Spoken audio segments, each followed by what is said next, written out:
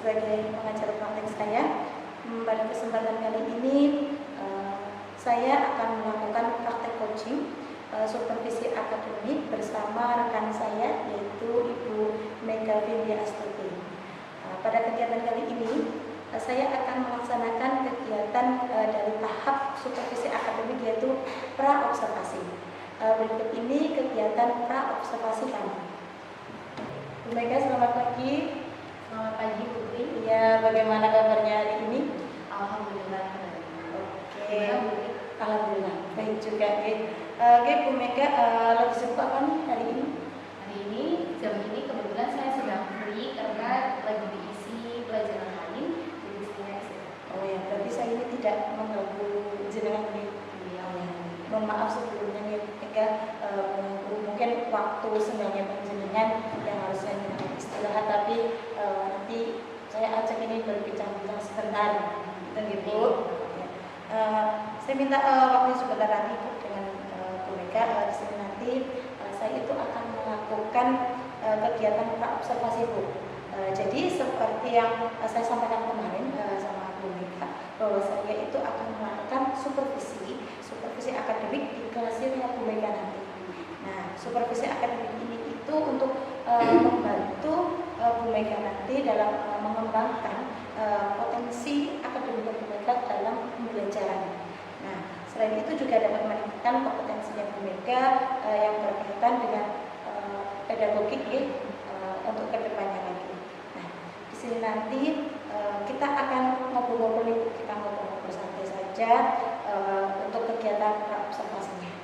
Nah, ya, ini nanti saya lakukan untuk melihat nih sejauh mana atau bagaimana kesiapan Bu Mega dalam mempersiapkan proses pembelajaran yang nantinya akan dilakukan sama Bu Mega. Ya, jadi dalam perbincangan nanti kira-kira nih Bu Mega, apa yang diharapkan Bu Mega dalam bicara-bicara nanti kali ini? Terima kasih Putri. Saya sudah diberi kesempatan seperti ini. Nanti harapan saya itu setelah kegiatan ini kita bisa saling kolaborasi, apalagi Putri berbagi dengan ilmunya. Ya, bagus sekali ya. Oke, Bu Mega, berarti nanti Bu Mega ketika kita berbincang kan kita berkolaborasi dapat ilmu yang baru mungkin ya kita sama-sama belajar. Ya, nanti kita dapat sama-sama ilmu yang baru untuk kebaikan anak-anak kita ke depannya. Oke, Bu Mega, berarti Bu Mega nanti pada setelah kita bincang-bincang ini nanti kita bisa saling berkolaborasi, saling berbagi informasi, saling berbagi ilmu terkait pembelajaran di kelas kita mungkin nanti ya, khususnya hari ini Bu Mega sendiri. Semoga nanti saya juga tidak ini ya Bu ya, ketika kegiatan nanti saya tidak mengganggu aktivitas saya panjenengan dengan anak-anaknya di kelas panjenengan. Ya, kira-kira nih Bu Mega nanti di kelas Bu Mega mengajar materi apa ini? Kebetulan nanti saya mengajar mata pelajaran matematika. Materinya itu tentang statistika. Jadi kalau di kelas 5 materinya mengumpulkan data dulu. Oke. Berarti jadi nanti mapelnya matematika, yang nanti pokok materinya itu tentang statistika dan mengumpulkan data dulu. Berarti dan menyajikan data. Untuk menyajikan itu nanti dalam bentuk apa itu? Bisa dalam bentuk diagram. Nanti anak-anak itu saya arahkan dulu. Sebelumnya sudah belajar tentang mengumpulkan data dengan cara mengukur. Kali ini kita akan cara menyajikan data itu dengan diagram. Oke, jadi nanti penyajiannya itu bentuknya diagram batang. Sebelumnya ada penyajian bentuknya tabel begitu yang saya tangkap. Oke, iya. Berarti dari itu nanti tujuan pembelajarannya sendiri itu apa Ibu?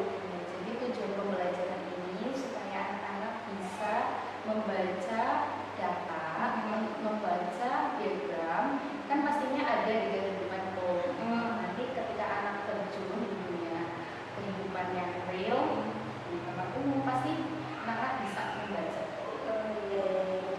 Bagus ya, sudah tujuannya sudah ada, berarti nanti kalau ngajar otomatis otomatis sudah langsung bisa nih, udah diketahui nih mau apa.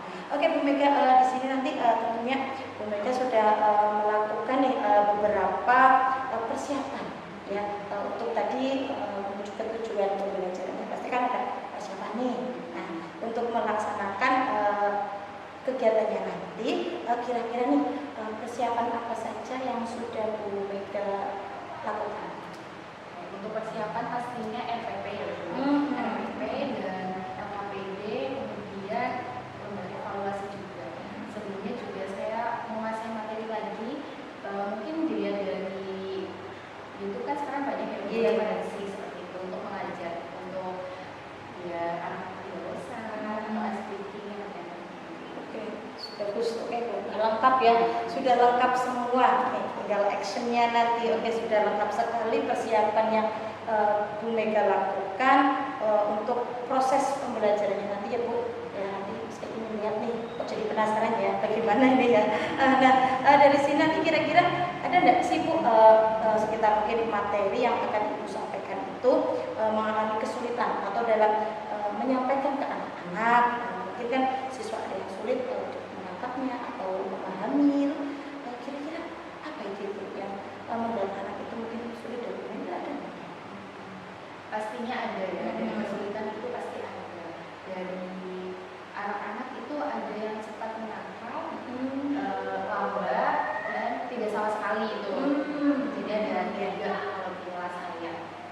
Oke, mungkin ada lagi berarti sesuai dengan pengelompokannya ya. Oke, ya. Jadi Ibu sudah melihat ya kesiapan belajar siswanya dari tadi, ada yang cepat, lambat, ada yang tidak sama sekali gitu ya. Oke, terkait kesiapan belajar siswa ini, tentunya Bu Mega itu punya apa ya namanya strategi atau mungkin model atau mungkin metode pembelajaran yang nanti secara apa ya dapat mengembangkan mungkin anak-anak yang tadi lambat gitu ya, bisa jadi dalam penguasaan materinya paham. Mungkin bisa Bu Mega ceritakan bagaimana caranya.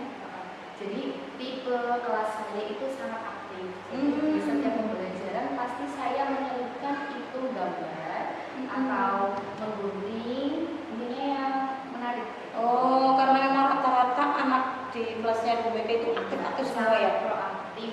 Oh, malah sangat proaktif. Udah sangat proaktif. Udah sangat proaktif lagi. Ya.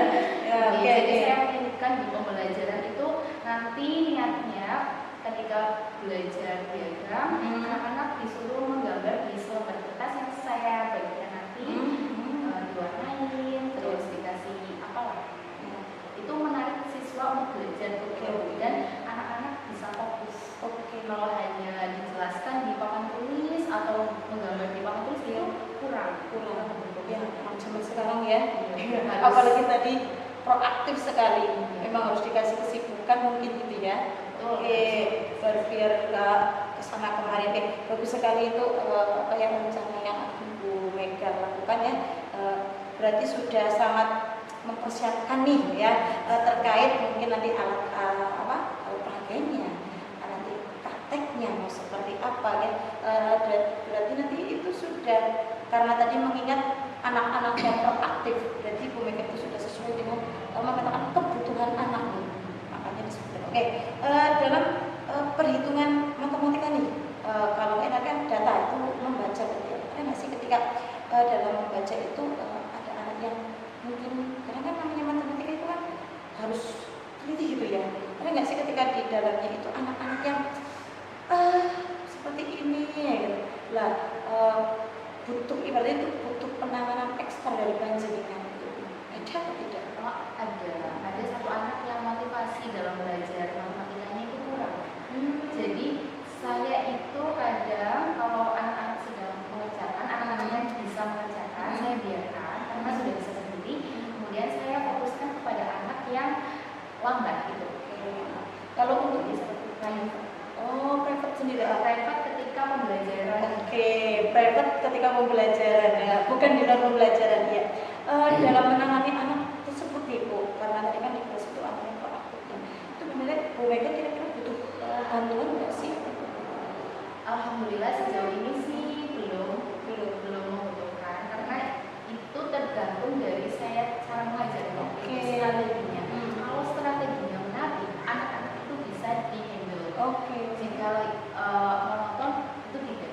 berarti cenderung berbicara sendiri.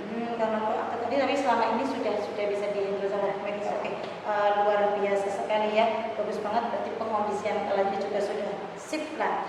Jadi Bu Mega sudah tadi udah merancang nih pembelajarannya nanti mau seperti apa, terus yang sudah Bu Mega lakukan sudah memetakan anak-anaknya, apalagi tadi ada anak yang proaktif banget dengan strategi-strategi yang Bu Mega lakukan. Nah, terkait dengan apa yang sudah Bu Mega siapkan, ini pasti ada yang kurang ya Bu.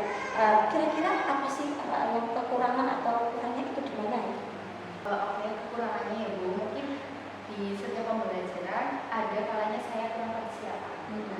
Jadi untuk bantuan sepertinya saya butuh pelatihan untuk menangani anak-anak yang proaktif. Oke. Kalau dari guru pendamping sepertinya saya belum perlu, karena di rombel ini masih kelas kecil, hanya 18 anak, jadi insya Allah masih Bisa ya.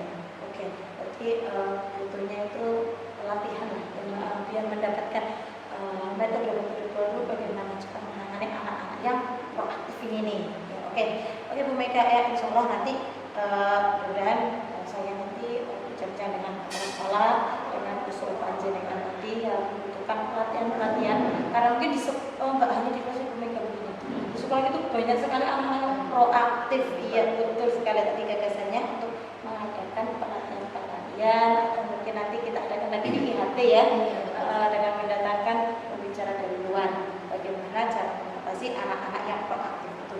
Oke, nah ini Bu Mega, tadi kan jenengan sudah menceritakan bagaimana nanti proses pembelajaran panjenengan ya yang akan dilaksanakan, yang nanti akan Bu Mega lakukan. Terus juga Bu Mega tadi sudah mempersiapkan apa-apa yang dibutuhkan anak-anak, seperti tadi ada alat perangkat dan sebagainya.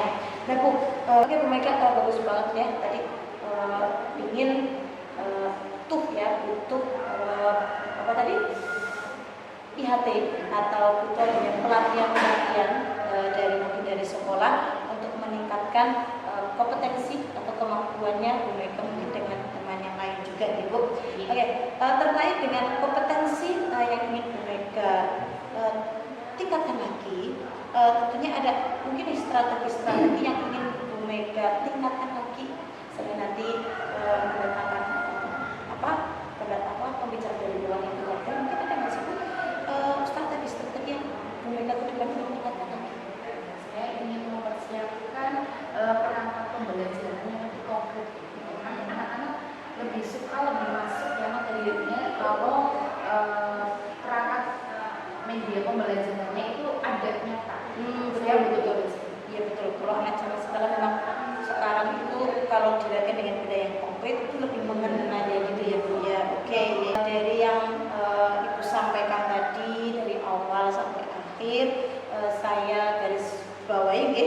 Jadi Bu Mega itu betul kalau siswa itu zaman sekarang itu memang harus dihadapkan dengan benda-benda yang konkret biar lebih menarik dan memang lebih nyata. Selain itu juga karena anak-anaknya proaktif memang butuh strategi-strategi atau model-model pembelajaran yang mendukung, menarik ya, biar anak-anak juga nyaman belajarnya, tidak terbebani, apalagi matematika gitu ya, matematika ya. Oke. Baik Bu Mega, semoga nanti kegiatan pembelajarannya di kelas berjalan dengan lancar ya, sukses ya. Nanti juga ketika saya supervisi akademik, lihat panjenengan tadi dengan persiapan dari RPP, LKPD dan sebagainya itu dapat berjalan dengan baik ya. Apa yang nanti sudah terlaksana ataupun nanti yang belum terlaksana bisa kita bicarakan lagi setelah nanti kita melakukan supervisi akademik begitu ya Bu ya. Nanti setelah panjenengan ini sudah pasca observasi dengan saya, panjenengan ngajar, saya supervisi akademik. Setelah itu nanti kita akan melakukan kembali untuk tindak lanjutnya yaitu pasca observasi. Oke, terima kasih Bu Mega sudah meluangkan waktunya ya, waktu yang sempit ini karena di sekolah kita memang wow gitu ya, semua waktunya itu full kegiatan ya. Oke, kebetulan nanti saya juga pas jalan aja kan habis ini ya Bu, habis ini pelajaran ngajar, kebetulan saya juga nanti ada pelajaran lain nih, jadi saya bisa langsung lihat panjenengan gitu ketika mengajar di kelas. Begitu ya Bu Mega, mudah-mudahan lancar gitu ya. Terima kasih untuk kesempatannya. Terima kasih kembali buat Ibu. Oke. Demikian coaching dalam kegiatan supervisi akademik di tahap pra observasi dengan rekan saya Ibu Mega Vidya Astuti. Sekian, terima kasih. Wassalamualaikum warahmatullahi wabarakatuh. Assalamualaikum warahmatullahi wabarakatuh.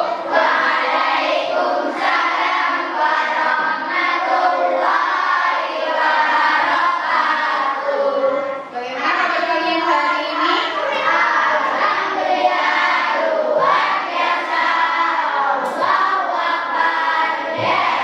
Semuanya sehat ya? Ada yang tidak berangkat hari ini siapa?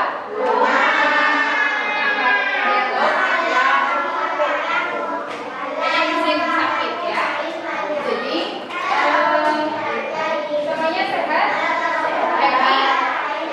Apa ada yang tidak happy? Oke, hari ini kita belajar matematika tentang, ada yang tahu? Tentang diagram. Di bab apa? Cung, yang sudah belajar siapa? Kemarin? Siapa? Belajar apa? Diagram apa? Minggu lalu kita sudah belajar tentang mengumpulkan data. Masih ingat? Yang kita mengukur kemudian dikumpulkan disajikan dalam bentuk apa? Oke, berarti kita sudah belajar menyajikan data dalam bentuk tabel. Kemarin kita mengumpulkan data itu dengan cara apa? Kita mengukur. Selain mengukur ada apa lagi? Wawancara. Terus apa? Angket yang mengisi angket itu ya. Jadi caranya itu bermacam-macam, bukan hanya mengukur, bukan hanya wawancara gitu. Kita sudah praktek yang mengukur tinggi badan dan berat badan. Hari ini kita melanjutkan yaitu cara cara selanjutnya menyajikan data. Sudah belajar tadi malam? Apa sih? Nah, apa sih tujuannya? Biar apa? Ini adalah supaya kalian dapat membaca diagram. Diagram itu data ada di kehidupan sehari-hari di tempat umum seperti apa? Rumah sakit, puskesmas, sekolah, apalagi yang di balai desa ya. Kita pertama menetapkan diagram, biasanya itu di dalam tembok. Kalian bisa membaca, menunjukkan kalian sudah belajar.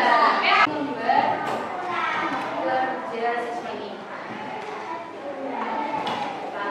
Setiap kelompok saya berikan berbagi masing-masing soal. Jadi setiap kelompok itu soalnya berbeda. Ini adalah data. Kalian tidak perlu mengumpulkan data dulu, tapi sudah ada. Ya, silakan. Data yang sudah ada ini dibuat diagram batang. Sebelum membuat diagram batang harus apa dulu? Membuat tabel. Membuat tabelnya di masing-masing buku tulis kalian. Paham? Setelah dibuat tabel, silakan disajikan dalam bentuk diagram batang. Diagram batangnya dibuat di kertas yang sudah dibagi. Silakan diberi nama kelompok, ya, namanya siapa aja, kemudian dibuat diagram.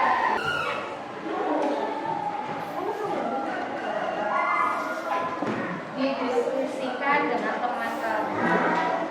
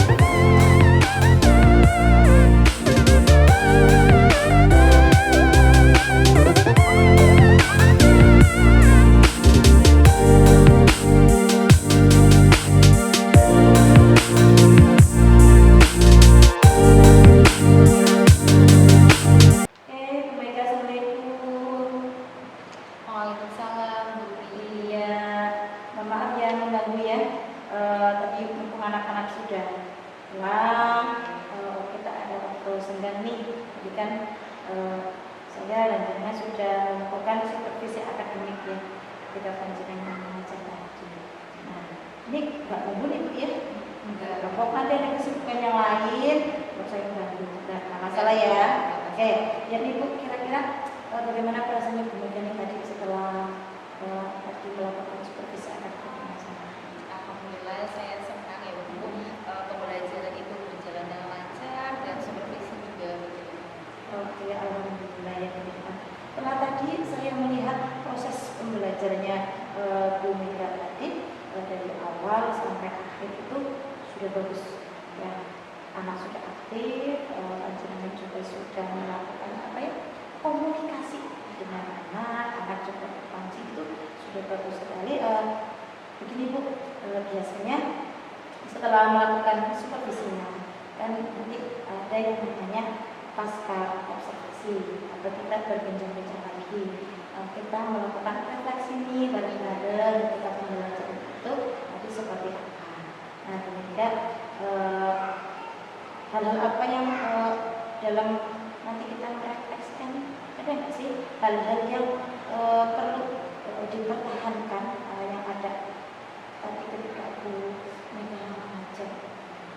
Yang dipertahankan itu kondusifnya. Berarti saya harus mengembangkan lagi ya kegiatan pembelajaran seperti tadi, kelompokan dan anak-anak kondusif mengikuti. Bagus ya, tadi saya juga sudah lihat dengan kondisi kelasnya sudah bagus banget nih Bu ya. Baik Bu Mega, tadi Bu Mega ketika mengajar jika saya lihat itu sudah sesuai dengan RBP ya yang Ibu buat. Menurut Bu Mega kira-kira ada yang dari RBP yang berjalan buat ketika jangan tadi mengajar, ada nggak sih yang sudah dilakukan itu apa? Atau mungkin ada yang belum terlaksana yang ada di dalam RBP? Kalau dari RPP itu urutannya sudah sesuai, tapi kekurangannya itu di waktu karena bulan ini kan bulan Ramadan, jadi waktunya sempit sempit sebentar. Jadi di bagian evaluasi tadi saya kasih evaluasi soal. Biasanya kalau saya mengajar itu di bagian akhir saya kasih soal yang sudah diajarkan tadi apa saja sih, apakah anak menerima dengan baik, apakah mendapatkan ilmunya ketika pulang. Berarti untuk mengetahui nih ya, saya mungkin maksudnya untuk mengetahui tujuan pembelajaran itu tercapai atau tidak gitu ya. Oke, iya bagus sekali. Waktunya Kurang ya, Ramadan di persingkat itu ya waktunya ya, keterbatasan waktu berat ya. Oke, mungkin ada lagi yang lain Bu selain keterbatasan waktu? ada, dan tadi walaupun anak-anak sudah kondusif ya, pasti ada saja salah satu anak itu yang melenceng kayak gitu ya. Ada yang berbicara sendiri, ada yang mengeluh, ada yang ingin hanya dibantu teman kayak gitu. Iya, tadi saya lihat ada di salah satu kelompok tadi memang ada anak yang seperti itu. Oke, dari yang tadi itu anak yang pertama ya, anak yang kadang-kadang dari melenceng atau usia yang rendah, tindakan apa yang sudah mereka lakukan? Tindakan pasti ya, untuk tindakannya itu pertama saya dekati, nasihati, kemudian saya motivasi biar anak itu kerjakan, kamu masih bisa. Oke, berarti memberikan motivasi ya, gak usah minta bantuan. Kalau sudah kalian kamu harus sendiri. Oke, bagus. Karena udah kelas 5 sih Bu, saya tidak menerapkan anak itu yang terlalu dimanja. Betul ya, nanti nggak mandiri gitu ya kalau seperti itu. Ibaratnya udah gede disuapin mulu ya, nggak akan mandiri. Oke, tadi saya juga sudah lihat ya Bu, juga ada satu anak yang memang anaknya ini aktif banget gitu ya. Aktif banget. Atau tadi yang mungkin di awal panjenengan bilang aktif banget. Ya, betul sekali. Ya, tapi ketika memang lanjutnya dengan Bandung, dia bisa gitu ya. Ya, dia memang mungkin memang seperti itu mencari perhatiannya kan. Betul. Jadi anak itu ketergantungan. Kalau ketergantungan itu diladenin, Pak, pasti bakal terus-menerus kayak gitu loh Bu. Misal dia tidak mau menulis dan saya mengiyakan, pasti anak itu akan terus tidak menulis. Oh, seperti itu. Iya, bagus sekali kan. Oke, Bu Mega, ya, untuk pengelompokan itu tadi, ya, saya juga lihat itu kemampuan anak itu beragam apa itu ya? Di setiap kelompok. Oh, di setiap kelompok memang dibuat demikian. Dibuat seperti itu.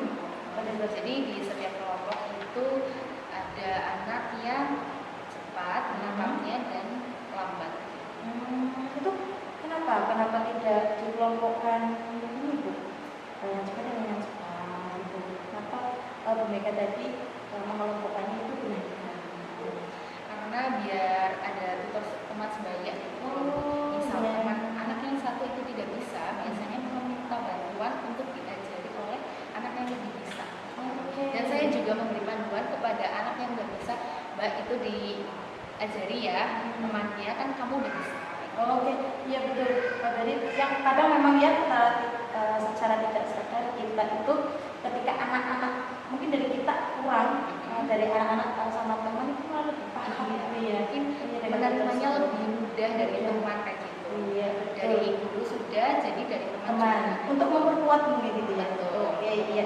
Tadi saya juga sudah melihat ada beberapa itu anak yang memang berdiskusi terus mengajari temennya yang tidak bisa sama anak yang aktif banget itu tadi. Iya, betul. Ya, ada yang ngajarin. Nah, ya dari yang Ibu ceritakan tadi ini Bu, ada nggak sih kendala-kendala yang Ibu Mega hadapi?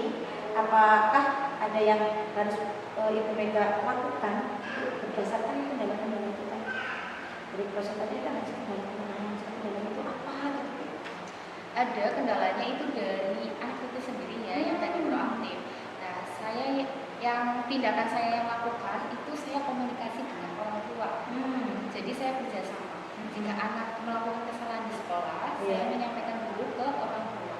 Jadi nasihat dua-duanya itu sama dari sudut pandang guru dan orang tua. Insya Allah itu berjalan. Berarti berkolaborasi Iya, juga dengan orang tuanya. Biar nanti di sekolah sudah dipanggil panjenengan, ketika di rumah pun ada orang tua. Berarti biar sinkron sejalan gitu ya. Di rumah itu tidak mendapatkan pembelaan. Betul betul. Berarti sudah berjalan ya. Iya, sudah. Alhamdulillah. Dan terhadap siswa tersebut pun atau murid tersebut ada perbedaan. Iya, alhamdulillah dari awal masuk kan luar biasa sekali Bu. Nah, kesini alhamdulillah sedikit ada perubahan. Oke, iya, bagus banget ya. Berarti strategi atau langkah-langkah yang Bu Mega akan lakukan ya.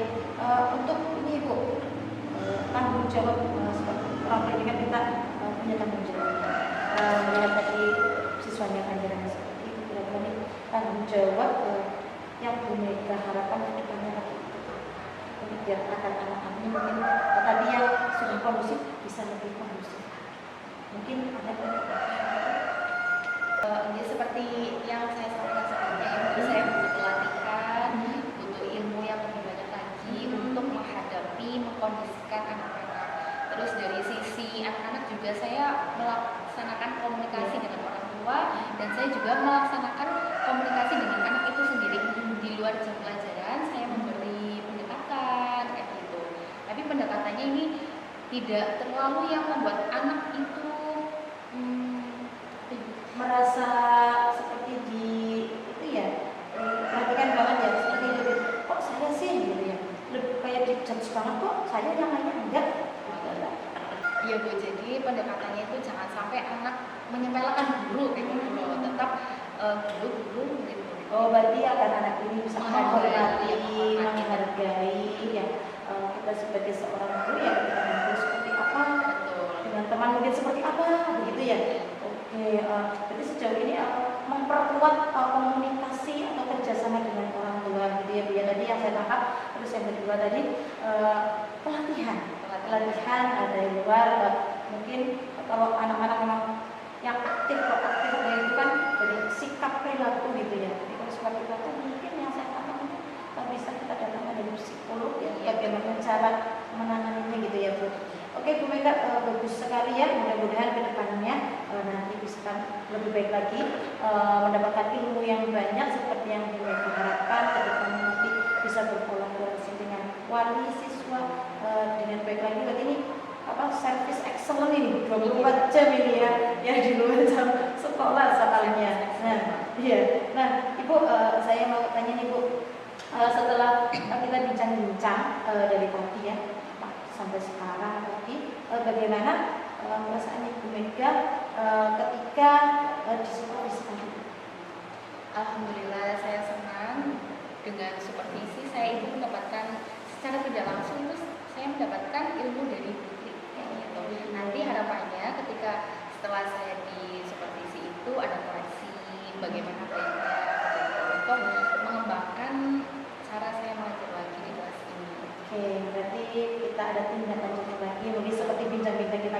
akan kita merefleksikan bersama-sama.